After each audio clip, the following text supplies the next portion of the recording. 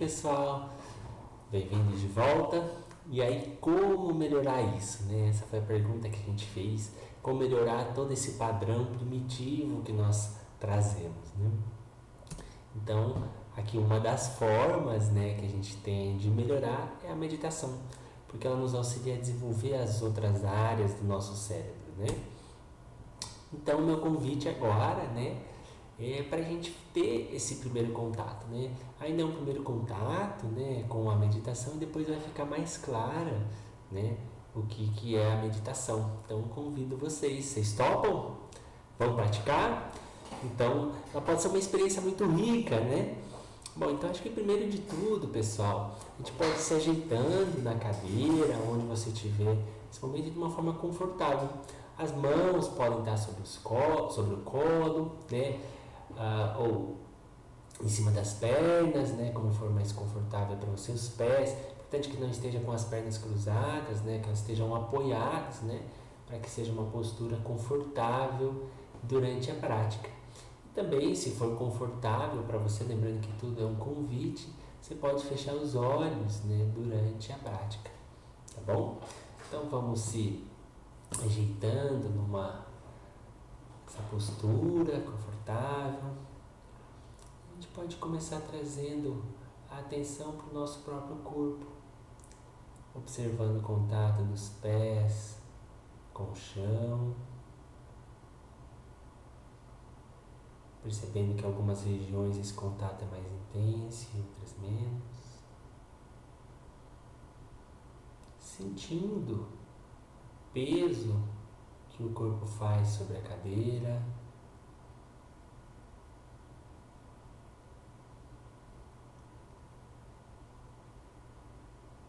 Percebendo o contato das mãos com o colo.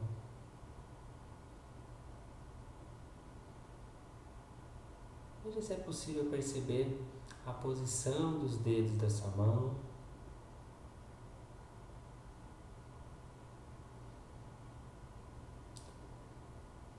Talvez você consiga perceber a diferença de temperatura entre a palma e o dorso da sua mão.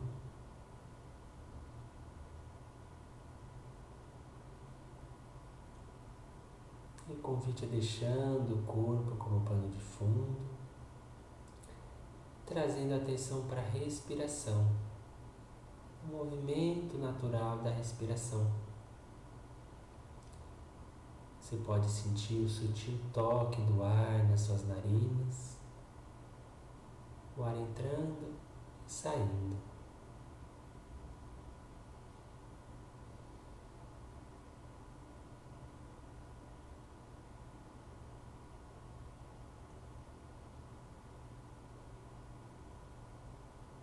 Talvez você consiga perceber a diferença de temperatura que o ar entra e sai.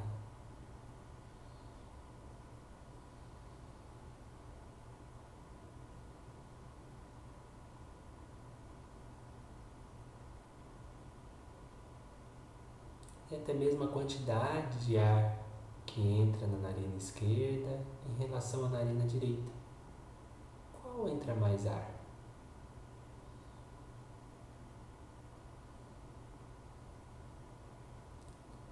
Se enquanto você está observando a respiração nessa região do nariz, talvez você constate que sua mente foi para outro lugar. Tudo bem, isso também faz parte da prática. Você pode simplesmente reconhecer e retomar novamente a atenção para suas narinas.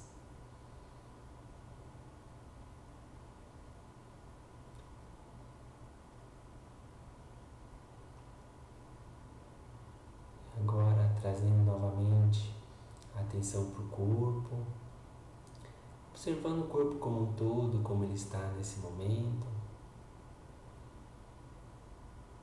Se existe alguma região que mais lhe chama a atenção, talvez alguma sensação de pressão, formigamento, sem precisar mudar nada, apenas reconhecer que está presente.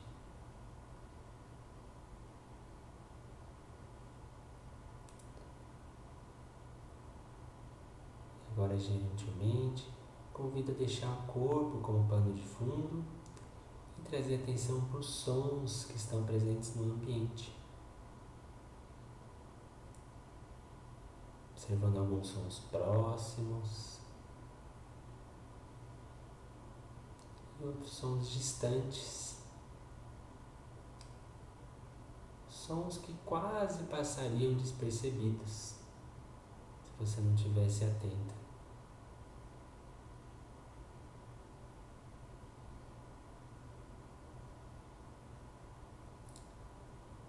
Talvez até comparando se na orelha direita ou esquerda, qual que chega mais som?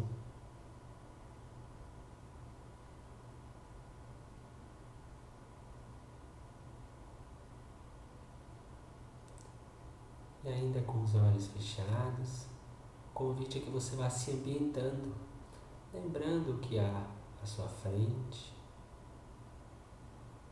atrás, dos lados, acima e abaixo. E gentilmente, no seu tempo, vamos dando um ponto de término para a nossa prática.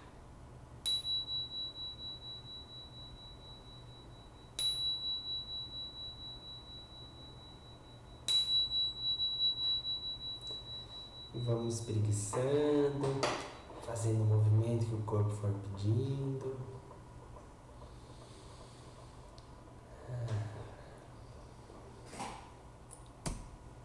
Então, pessoal, o que é a meditação, né? Meditação é a gente deixar a mente vazia? Será que é isso? Não, né? Isso não é a meditação, né? Isso é até impossível que a gente faça. A gente ter cerca de 90 mil pensamentos por dia. Todo o tempo a gente está pensando, né? E aí existem vários tipos de meditação, né? O professor Marcelo Demais nos explica, né, que meditação é como um esporte, né? Então, existem vários e vários tipos de meditação. A gente pode dividir eles em 3 grandes grupos, né? O Mindfulness é um tipo de meditação atencional, né? Então, o que seria, né, a meditação? Então, aqui a gente está com a mente distraída, de repente a gente foca em algo que a gente chama de âncora, né? Inclusive a gente foi passando por alguns tipos de âncoras diferentes. Primeiro o nosso corpo, a respiração, os sons. Então a gente está ali prestando atenção e de repente a nossa mente vaga, né? Vai para outro lugar, alguma sensação, alguma lembrança, alguma imaginação, e a gente constata que foi. E aí a gente volta, né, para a nossa âncora. Esse é o processo da meditação. Vou trazer aqui de uma forma para ficar mais clara para vocês. Então, vamos pôr aqui um exemplo que a gente está fazendo uma prática de meditação na respiração. Então, nossa atenção está sendo para o ar entrando e saindo. A gente não tem a intenção de mudar essa respiração, simplesmente reconhecer ela como está, né? E aí a gente vai observando, estamos ali, e de repente a gente fala, putz, o que vai ter de almoço hoje? E aí a gente percebe que não está mais prestando atenção na respiração. E aí a gente observa e volta novamente para a respiração. E aí, passado algum tempo, vai surgir algum outro pensamento, né? E aí, quando surge, a gente fala, putz, como será que estão as crianças na escola hoje? Puxa, do que será que eles estão brincando? E aí a gente observa que, mais uma vez, a gente não está na âncora. E aí a gente volta para a respiração. E aí, passado um tempo, a gente fala, ele percebe que esqueceu a roupa na máquina de lavar. E aí a gente observa novamente e volta, né? E aí a gente pergunta o que é a meditação. É todo esse processo, né, de observar, voltar, estar consciente disso tudo, que é natural que o aconteça. Eu gosto muito de frisar isso, pessoal, porque é muito comum, né, as pessoas falarem para mim, não, eu não levo jeito para meditar, minha mente é agitada, né? Toda hora eu estou pensando, e é natural, a gente vai continuar pensando, e esse é o processo natural, e tudo isso, né, de saiu, observou que não está mais na âncora, voltou, observou, voltou. Bom, todo esse processo, pessoal, de observar que saiu da âncora, voltar, observar, voltar, isso é um treinamento mental. É como uma musculação para o cérebro, como a gente vai na academia e faz exercício, é a mesma coisa para o cérebro. Então, 30 anos atrás, não era popular, né, a corrida. Né? Se via alguém correndo na rua, achava estranho. Né? E eu tenho certeza que daqui a 30 anos, né, a meditação vai ser tão popular como é hoje, né, a corrida, né? Como um treino para o nosso cérebro. Né? Não adianta a gente treinar somente o nosso corpo. E é isso, né? É um treino regular, um treino de atenção. Então, tem um estudo bem interessante da Microsoft que eles fizeram com essa questão da atenção do ser humano. E aí, o que eles perceberam? Que hoje, né, o ser humano ele consegue ter uma atenção focada de 8 segundos. E aí, o que é engraçado é que o peixinho dourado ele tem uma atenção de 9 segundos. Né? Então, a gente tem menos atenção do que o peixinho dourado.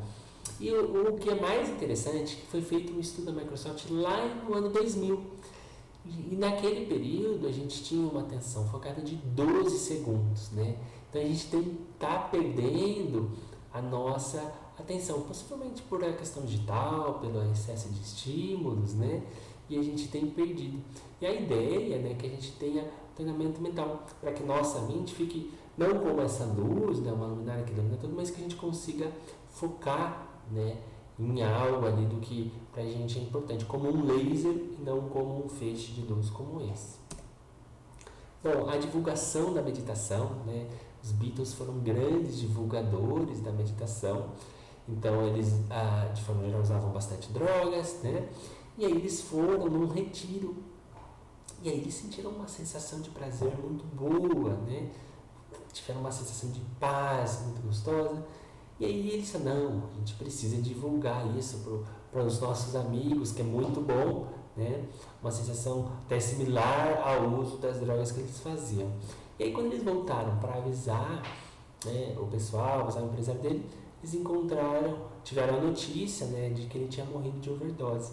Então eles falaram, não, a gente precisa divulgar para o mundo sobre a meditação.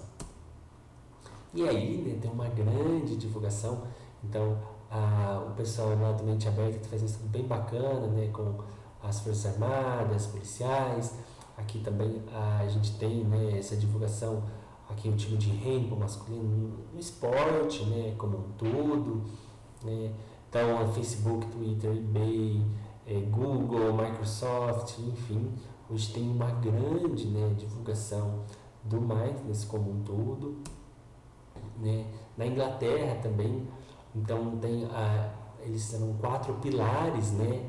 Na Inglaterra, então, a saúde, a educação, o mundo corporativo e a justiça criminal, com essa questão do mindfulness, né? Inclusive, como o SUS dele tem um protocolo para evitar a recaída de depressão baseado, né, em mindfulness. E aí, né, a gente tem aqui sobre estudos científicos, né? Eu trago uma frase de Ortega que fala que nem toda técnica é científica, mas o mindfulness ele é muito estudado, né? E aí a gente começa, né, falando dos estudos científicos, né, mostrando, né, o quanto que a gente tem de estudos, né, ao longo do tempo. Aqui no Brasil a gente tem o Mente Aberta, lá da Unifesp, um grande presente, né, desses estudos aqui, boa parte conduzidas, né, por eles. Então, quando a gente pesquisa, né, no PubMed, a quantidade que a gente tem, né, de artigos sobre mindfulness é uma quantidade muito grande, inclusive maior do que muitos, né, medicamentos utilizados, né, em larga escala. Né? Então, também, né, a gente tem aí em manuais, né, da medicina não só, né, como um tratamento complementar, mas como inclusive escolha principal, né, no cuidado da saúde mental. E aí a gente fala, né, da neuroplasticidade, né? O quanto que antigamente pensava-se que nosso cérebro é de um jeito e com o passar do tempo ele é só perdendo algumas funções, né? E aí hoje a neurociência já traz pra gente, né, o quanto que essa neuroplasticidade pode sofrer transformações no nosso cérebro, né? Muito como o nosso cérebro como um HD, né? E aí a nossa mente, né, como o sistema operacional, né? O que a gente for rodando ali, né, vai influenciar. E aí, inclusive, tem aquela a frase, né? Treine sua mente, mude seu cérebro, né? Então, o quanto que isso vai estar relacionado com melhorias. E aí a gente começa, né, trazendo aqui dos estudos da Lázaro, né, um estudo trazendo uma série de benefícios da meditação como um todo, né, dança na ínsula que está associada à autopercepção como um todo, o hipocampo associado à memória, a redução da amígdala, né, a amígdala cerebral, que a gente vai falar um pouquinho mais para frente, mas que a amígdala tem, né, o poder de sequestrar o córtex pré-frontal, né? Então, quando a gente fala da amígdala cerebral, pensando, né, como essa questão mais primitiva de sobrevivência, né, do medo, da raiva, né, de todos esses aspectos, e aí a gente percebe, né, quando a gente também fala aqui de dor, né, então a antecipação da amígdala cerebral antes de sentir a dor, né, comparando os meditadores, né, experientes, novatos, mas assim, de não sofrer por antecipação. A intensidade da dor, a gente vê uma semelhança, mas a principal diferença é a rejeição da dor. Porque a dor a gente tem a sensação fisiológica em si da dor e a gente tem a rejeição dela, né? Então, a gente vem aqui, né, uma revisão de meta-análise, né, sobre dor mostrando os benefícios, né? Justamente por isso, né, a gente ficar apenas com a sensação fisiológica. Inclusive tem uma imagem, né, que ela é bem marcante, que é de um monge, né, que como uma forma, né, de protesto ele se suicidou. Só que ele se suicidou ateando fogo contra o próprio corpo. Enquanto ele queimava, né, até morrer, ele não fez nenhum movimento, né? Então, tamanho, né, distanciamento da dor, ficando apenas com as sensações fisiológicas. A diminuição do estresse também, então, aí tem vários estudos apontando a redução do estresse, né, através da meditação, do mindfulness. E é isso aqui, pessoal, eu trago para vocês a história do salmão, né? Então, o salmão, ele nasce, né, lá nas montanhas, na Sibéria, por exemplo, e aí ele vai para o mar e depois ele volta exatamente no mesmo lugar que ele nasceu. Só que o que acontece? Ele volta contra a correnteza, né?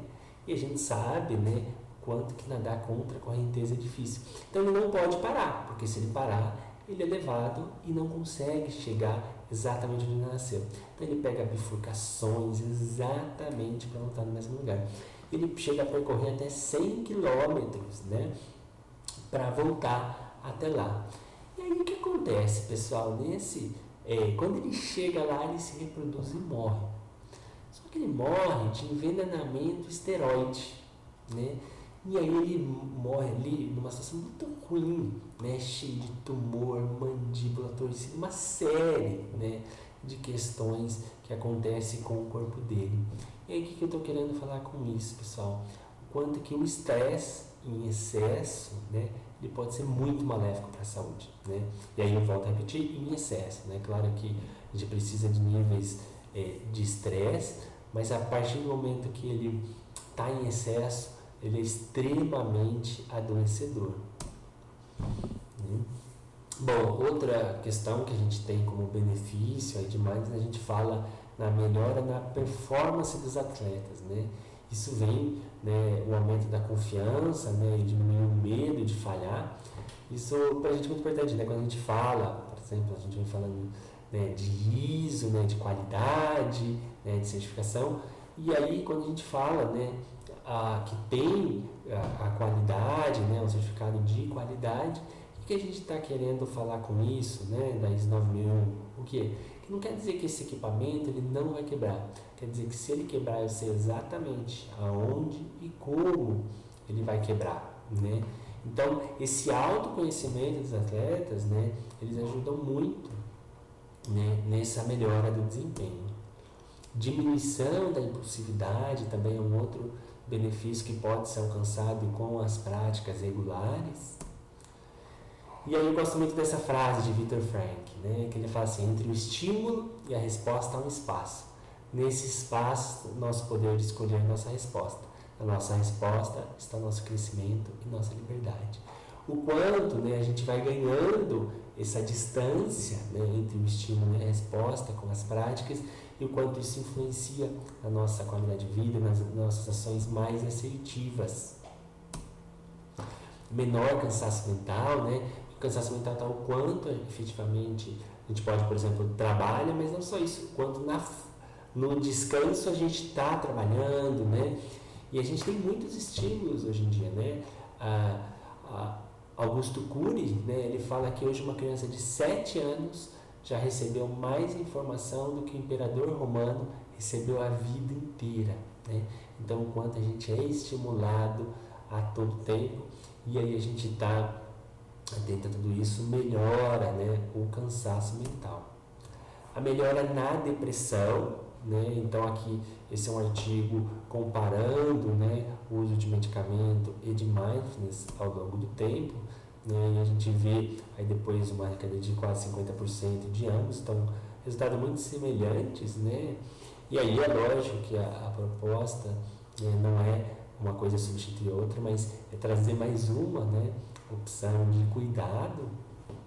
Bom, esse aqui foi publicado em Lancet, dá uma bem interessante, né? Ele foi um estudo, né?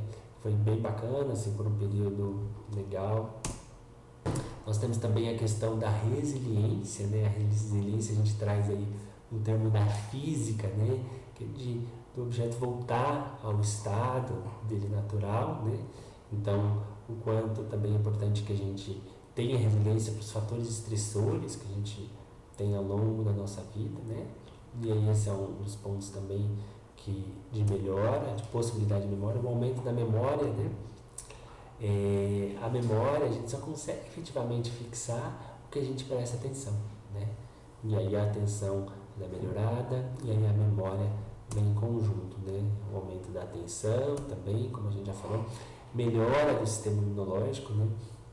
Tem um estudo que fala que 5 minutos pensando em coisas negativas, né, por toda aquela questão que a gente já conversou, de liberação hormonal, então a gente diminui o nosso sistema imunológico por 4 horas, né? Isso já desde 1960, né, já é trazido na literatura, né, a síndrome do jaleco branco, que é quando, ao aferir a pressão, né, a pessoa aumentava a pressão dela quando vinha um médico medir, né, de jaleco, então por isso foi considerado assim, síndrome de jaleco branco. Mas trazendo essa relação, né, que a gente tem, né, do estresse, né, do corpo, da saúde, como está tudo muito interrelacionado. Bom, então aí o que a gente vem, né, trazendo como uma das ferramentas, né, mais uma de cuidado é mindfulness. E o que é mindfulness? Então a gente vai deixar aí para o próximo bloco para a gente falar um pouco melhor disso.